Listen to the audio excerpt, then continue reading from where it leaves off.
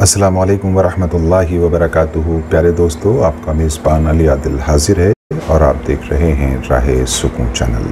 چھوڑنا تیرا طیبہ گوارا نہیں، چھوڑنا تیرا طیبہ گوارا نہیں، ساری دنیا میں ایسا نظارہ نہیں۔ اعوذ باللہ من الشیطان الرجیم، بسم اللہ الرحمن الرحیم۔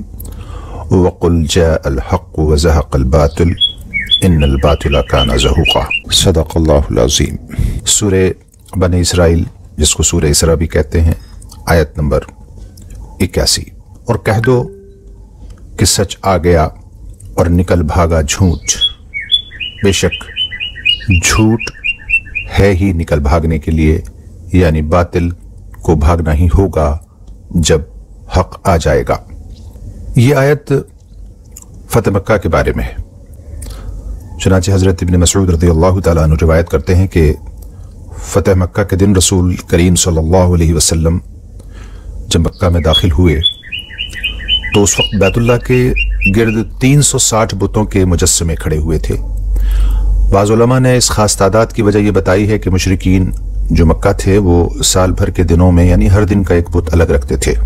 آپ صلی اللہ علیہ وسلم جب مکہ یعنی بیت اللہ پہنچے مکہ فتح کرنے کے بعد، تو یہ آیت آپ کی زبان مبارک پر تھی، وَقُلْ جَاءَ الْحَقُّ وَزَهَقَ الْبَاطِلُ، یعنی حق آ گیا اور باطل بھاگ گیا، حق غالب ہو گیا، باطل مغلوب ہو گیا، اور باطل ہے ہی مغلوب ہونے کے لیے، لیکن پہلے حق والوں کو آزمایا جائے گا۔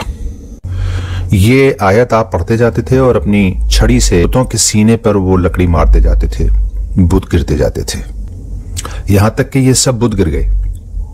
ایک کتاب ہے قرطبی بحوالہ قاضی ایاز و قشیری، اس میں وہ لکھتے ہیں شرک و کفر اور باطل کے رسوم و نشانات کا مٹانا واجب ہے، لیکن دوستو یہاں ایک قابل غور بات یہ ہے کہ یہ حکم جب آ رہا ہے کہ جب اللہ کے رسول صلی اللہ علیہ وسلم کی جماعت صحابہ کی مکمل توحید پر تھی، ان کے دلوں سے شرک، کفر، بدعت، غیبت، چغلی اور تمام دنیا کے سارے عیب ان کی زندگی سے نکل گئے تھے۔ آج ہم دنیا کی تمام برائیوں میں ملوث ہیں مسلمان ہونے کے باوجود، الا یہ کہ اس عیب سے کوئی شادر و نادر خالی ہو تو الگ بات ہے۔ تو ایسے میں تو پہلے اپنی اصلاح کی زیادہ ضرورت ہے۔ امیر لوگ ہیں تو ان کے امیری کا بت بیٹھا ہوا ہے، تاجر ہے تو تجارت کا، وزیر ہیں تو وزارت کا، حاکم ہیں تو حکومت کا بت بیٹھا ہوا ہے۔ بہت کم لوگ یہ بات کہتے ہوئے ملتے ہیں کہ یہ سب کچھ اللہ کی طرف سے ہے، میرا اس میں کوئی کمال نہیں ہے، اور اگر کچھ لوگ زبان سے کہتے ہیں تو دل میں بت بیٹھا ہوا ہے، یعنی زبان سے کہہ تو دیا لا الہ تو کیا حاصل، دل و نگاہی جب مسلمان نہیں تو کچھ بھی نہیں، اخلاص 100%۔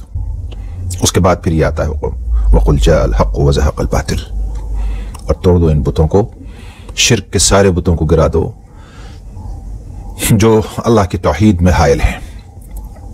لیکن افسوس، ہائے افسوس، ابھی تو امت کے علماء کے اکثریت کے دلوں میں اپنے علم کا بت بیٹھا ہوا ہے، وہ کیسے نکلے گا؟